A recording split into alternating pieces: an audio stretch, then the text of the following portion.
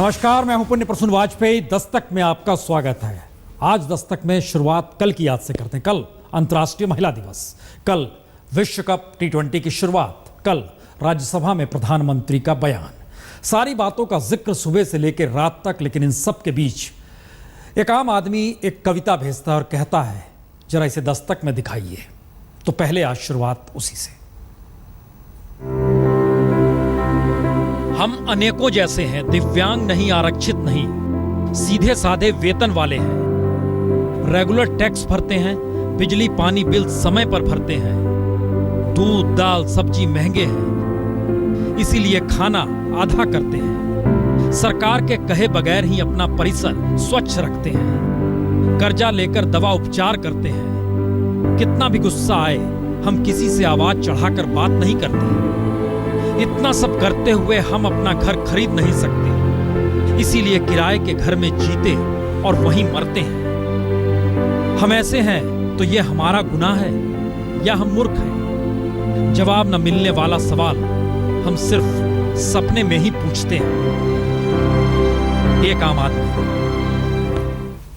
जी, वाकई एक आम आदमी के द्वारा भेजा गया ये पत्र था जिसे हमने आपको दिखा दिया। लेकिन दस्तक में बात आज उस आतंकवाद, उस पाकिस्तान, उस क्रिकेट या उस हालात के जरिए समझने की कोशिश होगी कि क्या वाकई रिश्ते बदल रहे हैं, माहौल बदल रहा है, हालात बदल रहे हैं, या इन सब के बीच देखते देखते स्थितियां बदल जा रही है। इसलिए लिखना पड़ा आतंक पर 2020 का वर्ल्ड कप कल से शुरू हो रहा है, लेकिन देश के भीतर किस बात को लेकर कौन सी पहल किस तरीके से हो रही है, आइए जरा इस रिपोर्ट में देखें।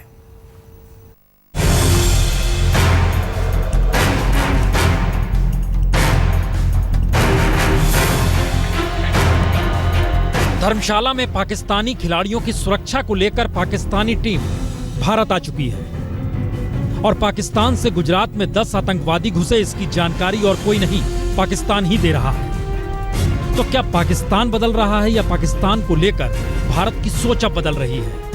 क्योंकि 12 मार्च 1993 को मुंबई में हुए पहले सीरियल ब्लास्ट से लेकर 2 जनवरी 2016 को पठानकोट में हुए आतंकी हमले के बीच यानी 23 बरस में भारत में पाकिस्तानी जमीन से आए आतंकवादियों ने 61 बार टेरर अटैक किए, जिसमें 1761 मौत हुई, हजारों लोग घायल हुए, अरबों की संपत्ति स्वाहा हुई। कश्मीर से कोयम्बटूर तक और मुंबई से गुवाहाटी तक देश आतंकी हमले से घायल हुआ। लेकिन पहली बार भारत में पाकिस्तान की जांच टीम ये परखने भारत पहुंची है कि हिमाचल प्रदेश के धर्मशाला में पाकिस्तानी क्रिकेट टीम को सुरक्षा की पुख्ता व्यवस्था मिलेगी या नहीं मिलेगी। और इसी जांच टीम के भारत पहुंचने के वक्त संयोग देखिए, भारत में गुजरात के अलावे दिल्ली, उत्तर प्रदेश, मध्य प्रदेश, राजस्थान और पंजाब में भी आतंकी हमले की आशंका के मद्देनजर हाई अलर्ट है। और गुजरात में पहले से ही 200 कमांडो के साथ एनएसजी की 4 टीमें मौजूद और अब पठानकोट में भी लगातार सर्च ऑपरेशन चलाया जा रहा है। इनपुट जिस ढंग का है वो काफी सीरियस इनपुट है और हम लोग उसी तरह काफी सीरियसली इसको ले रहे हैं।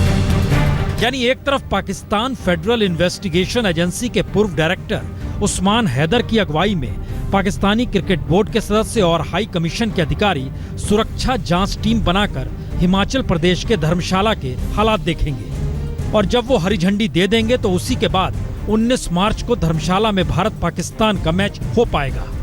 बीसीसीआई ने और उनकी तरफ से उन लोगों ने डिसीजन लेना है हालात को देखते हुए, तो हम उनके ऊपर फैसला छोड़ते हैं कि कैसे करना चाहते हैं, दोनों देशों के क्या हालात हैं, उसके बाद वो फैसला लें। और दूसरी तरफ देश के आधे दर्जन राज्य जिन 10 आतंकवादियों की घुसपैठ के बाद हाई अलर्ट पर हैं, उन आतंकवादियों के भारत में घुसने की खबर और किसी ने नहीं बल्कि पाकिस्तान के राष्ट्रीय सुरक्षा सलाहकार नसीर जंग जांजुआ ने शनिवार को अजीत डोभाल को दी। यानी ऐसा पहली बार हुआ है कि पाकिस्तान भारत को आतंक पर अलर्ट भी कर रहा है और पाकिस्तानी जांच टीम भारत में सुरक्षा बंदोबस्त का जायजा लेने भी पहुंची है। कोई भी ओकेजन है उसमें हम हल्का से कैसे लेंगे, सिक्योरिटी का मामला है। तो क्या पठानकोट हमले के बाद पाकिस्तान की सरकार को भी लगने लगा है कि वो पाकिस्तान में आतंकी संगठनों पर नकेल नहीं कस सकती, तो भारत को इनपुट दे दे और भारत को लगने लगा है कि पाकिस्तान विरोध के भारतीय मन को जानने समझने के लिए अब पाकिस्तान की टीम आए और वही परखे और वही तय करे कि पाकिस्तानी क्रिकेट टीम को भारत आना चाहिए या नहीं। दरअसल आपके जहन में यह सवाल आ सकता है कि आईसीसी के नियम है कि जब वर्ल्ड कप इस तरीके से होता है तो कोई भी देश की टीम दूसरे देश को लेकर सुरक्षा बंदोबस्त अपने खिलाड़ियों के मद्देनजर करती है। 2004 में भारत की टीम भी गई थी, लेकिन ध्यान दीजिए 2004 से पहले या उसके बाद कभी पाकिस्तान ने यह नहीं कहा कि आपके यहां से आतंकवादी हमारे यहां अटैक करने आते हैं। भारत लगातार कह रहा है और 1993 के मुंबई सीरियल ब्लास्ट के बाद से लगातार कह रहा है। इसलिए सवाल यही कि आईसीसी के नियम बढ़े या देश की अपनी नीति बढ़ी। चलिए एक कदम आगे बढ़ाइए और जरा देखिए आतंक के मद्देनजर कौन किस तरीके से आहत है, कौन कितना बेबस है।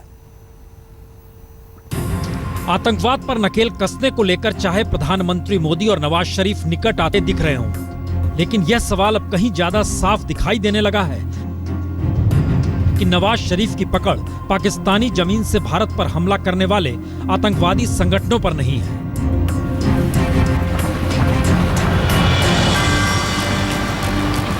क्योंकि आतंकी समुद्र के रास्ते पाकिस्तान से घुसे हैं और खुद पाकिस्तानी राष्ट्रीय सुरक्षा सलाहकार ही भारत को बता रहे हैं, तो यह अलर्ट है या पाकिस्तानी सरकार की बेबसी।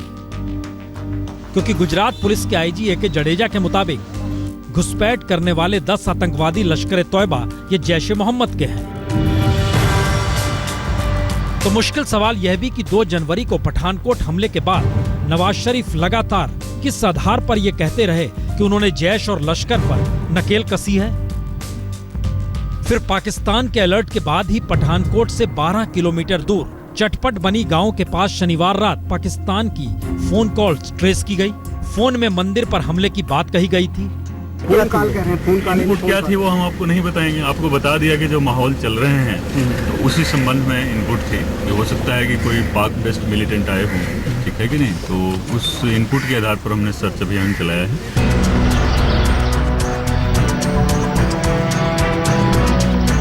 यानी जिस जगह खुफिया एजेंसियों ने कॉल ट्रेस की वह उस एयरबेस से महज 12 किलोमीटर की दूरी पर है जहां पर 2 महीने पहले हमला हुआ था।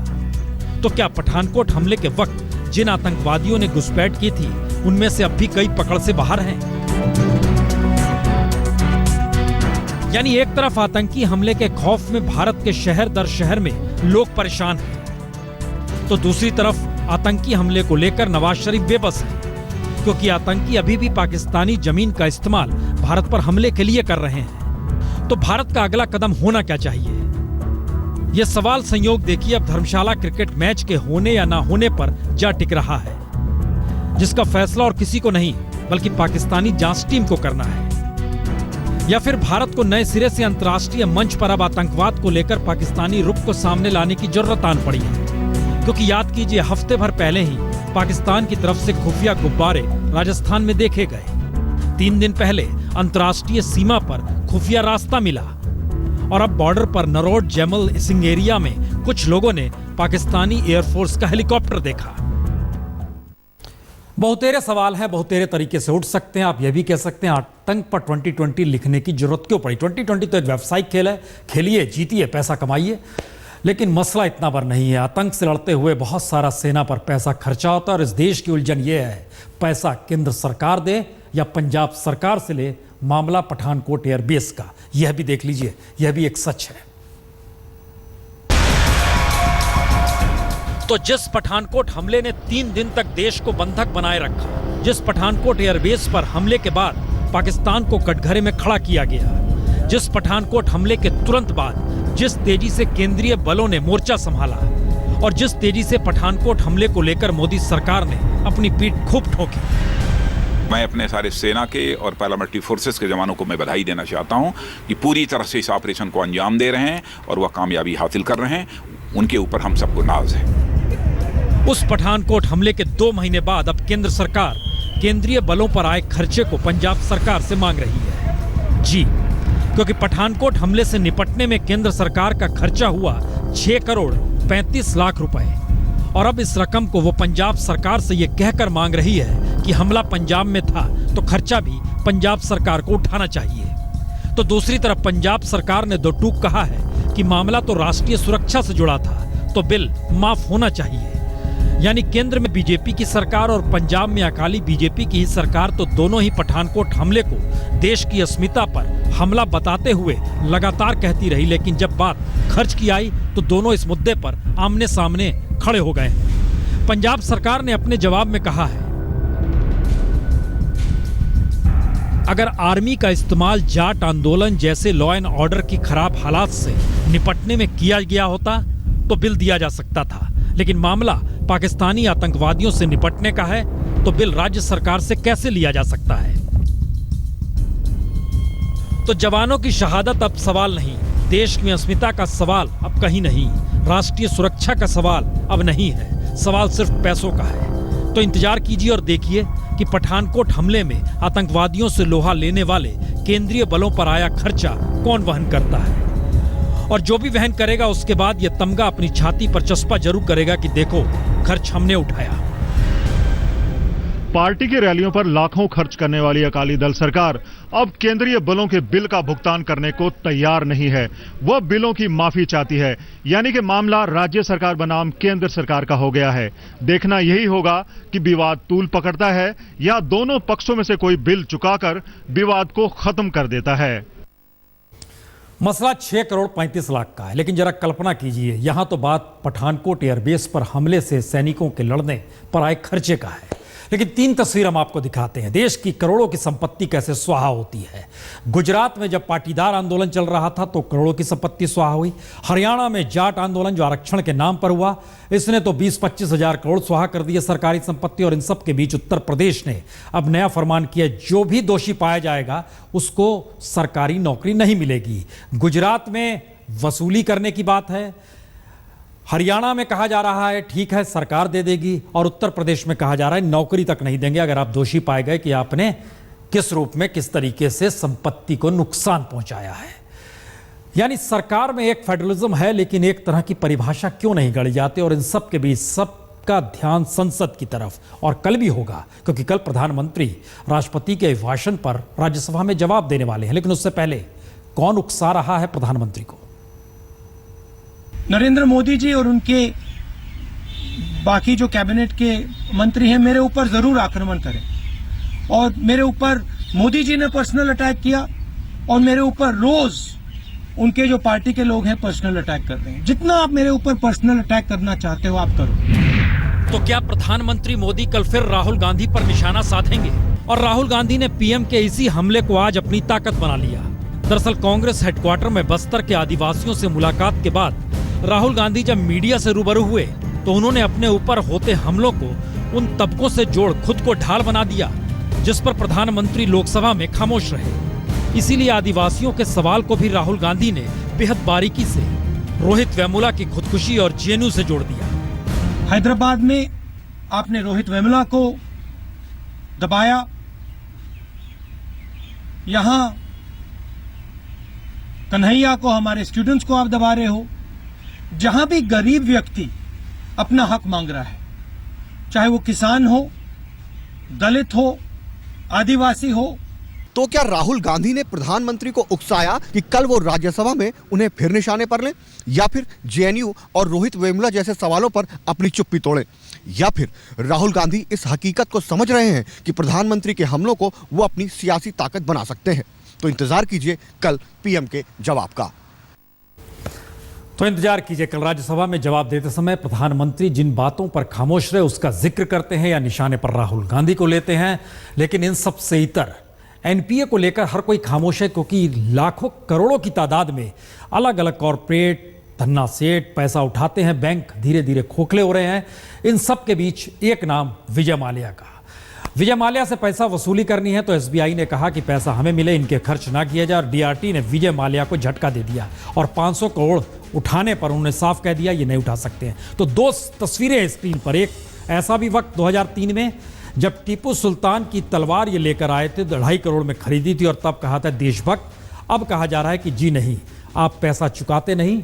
तो इन सब के बीच लेकिन इंतजार कल का करना होगा। कल राज्यसभा में प्रधानमंत्री क्या कहते हैं, जिन मुद्दों पर लोकसभा में खामोश रहे उसका जवाब देते हैं या नहीं देते हैं। और एक आगाज 2020 का, लेकिन हर की नजर धर्मशाला पर।